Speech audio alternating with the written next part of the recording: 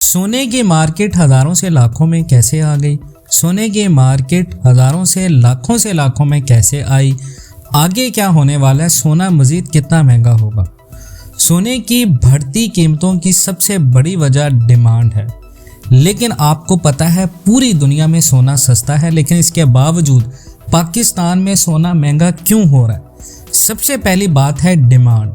पाकिस्तान के अंदर सोने की डिमांड में इजाफा हुआ है अनएक्सपेक्टेड। लोग समझ नहीं पा रहे महंगाई में पैसा कहाँ सेव करें। दुनिया के जितने भी तरक्की पजीर ममालिक होते हैं, वहाँ पर जितने बड़े बड़े सरमायाकार होते हैं, जब उस मुल्क में महंगाई का आलम होता है, जैसे पाकिस्तान हो गया, और पाकिस्तान के अलावा जितने भी बड़े बड़े ममालिक जो गरीबी का शिकार हैं, जो तरक्की पजीर ममालिक हैं, जिनका शुमार दुनिया के ऐसे मुल्कों में होता है जो अभी तरक्की की तरफ गामजन होते हैं, उनमें डिमांड इसी वजह से ज़्यादा हो जाती है कि छोटा तबका और बड़ा तबका मिलके ऐसी सरमायाकारी में लग जाता है जिसकी बहुत ज़्यादा डिमांड होती है। लोग समझ नहीं पाते कि अपने पैसे की वैल्यू को कैसे सेफ रखें। इस वजह से सोने की डिमांड में इजाफा हो जाता है। इसकी वजह से पाकिस्तान के अंदर गोल्ड वैल्यू इतनी इंक्रीज कर चुकी है कि पाकिस्तान की तारीख में इसकी मिसाल नहीं मिलती। इसी वजह से गोल्ड वैल्यू इंक्रीज कर रही है। हालांकि दुनिया में सोना सस्ता हो रहा है, लेकिन पाकिस्तान में सोना अपनी बुलंद तरीन सतह पर है। उसके बाद आता है सेंट्रल बैंक। देखें, पाकिस्तान में जो स्टेट बैंक है वो सोना खरीद रहा है ताकि सिर्फ डॉलर पर उसका दारोमदार ना हो। डॉलर की पहले से पाकिस्तान के अंदर किल्लत है। पाकिस्तान में डॉलर की कमी होने की वजह से स्टेट बैंक सोना खरीद रहा है ताकि मज़ीद अपने पास रिज़र्व रख सके। लेकिन इसके बरक्स बहुत सारी ऐसी चीज़ें हैं जो स्टेट बैंक की मुआशी पॉलिसियों से पाकिस्तान की आम आवाम को नुकसान पहुँचता है। मिसाल के तौर पर स्टेट बैंक अपने रिजर्व में डॉलर और सोने को रखने की बजाय अपनी ज़रूरत से ज़्यादा नोट छापता है, जिसकी वजह से पाकिस्तान की जो करेंसी होती है उसकी सप्लाई में इजाफा हो रहा है। उसकी सप्लाई में इजाफे की वजह से फ़ॉरेन जितने भी बैनुल अक़वामी रिज़र्व हैं, जैसे सोना है, डॉलर है, पाकिस्तान के पास बैरून मुल्क जितने भी तमाम तर दरामदात हैं उनकी अदायगी के लिए पैसे नहीं हैं, जिसकी वजह से पाकिस्तान के अंदर गोल्ड मार्केट बहुत ज़्यादा ऊपर जा रही है और लोग गोल्ड में इन्वेस्टमेंट कर रहे हैं। इसकी मिसाल आप ऐसे ले सकते हैं कि 2020 में चाइना में भी गोल्ड की डिमांड में कोरोना सिचुएशन में इजाफा हुआ था, क्योंकि बैंक किसी एक करेंसी पर डिपेंड नहीं करते।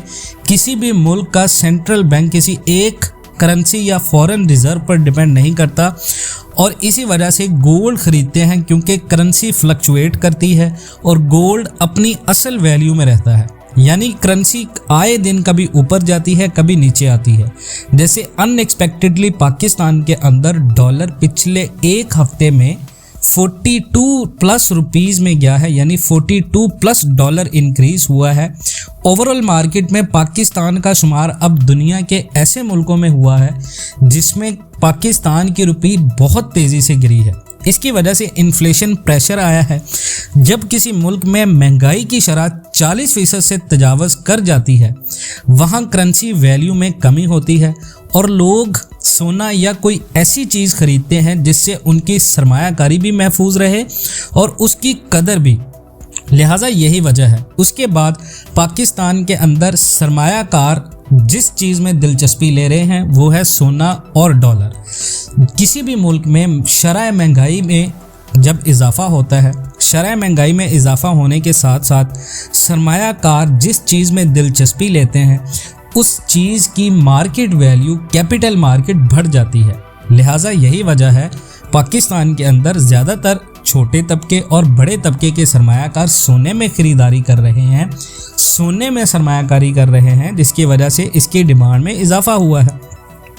उसके बाद होती है ज्वेलरी डिमांड। सोने की डिमांड कितनी ज़्यादा है, हीरे की डिमांड कितनी ज़्यादा है। देखें, पाकिस्तान के अंदर अमूमन शादियों पर एक ऐसी रस्म चलाई जाती है जहां पर जहेज़ जैसी लानत को प्रमोट किया जाता है। हालांकि इस्लामी मुल्क है, इस चीज़ का इस्तेमाल नहीं होना चाहिए, लेकिन इसके बावजूद पाकिस्तान के अंदर ये एक कल्चर है कि लोग अपनी बेटियों या बेटों की शादी करते हुए सोने का बेदरेग इस्तेमाल करते हैं, जिसकी वजह से इसकी पहुंच एक आम आवाम और एक आम इंसान से दूर होती है और इसकी डिमांड में ज़्यादा इजाफा होता है और इसी वजह से पाकिस्तान के अंदर इस टाइम पे सोना महंगा हुआ है क्योंकि शादियों का सीज़न भी चल रहा है।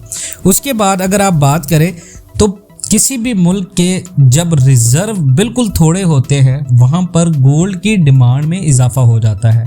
उस मुल्क की हुकूमत को, उस मुल्क के सेंट्रल बैंक को नोट छापने के लिए ज़्यादा से ज़्यादा रिज़र्व की ज़रूरत होती है और रिज़र्व के तौर पे गोल्ड को इस्तेमाल किया जाता है। कोई भी मुल्क, किसी भी सेंट्रल बैंक वो इन्हिसार करते हैं गोल्ड के ऊपर और गोल्ड इसी वजह से पाकिस्तान के अंदर इंपोर्ट पाबंदी लगने की वजह से शॉर्ट हुआ और शॉर्ट की वजह से पाकिस्तान के अंदर गोल्ड की मांग में इजाफा हुआ। अब ये और कितना महंगा होने जा रहा है इस बात का तयन पाकिस्तान की आने वाली हिकमत अमली से पता चलेगा।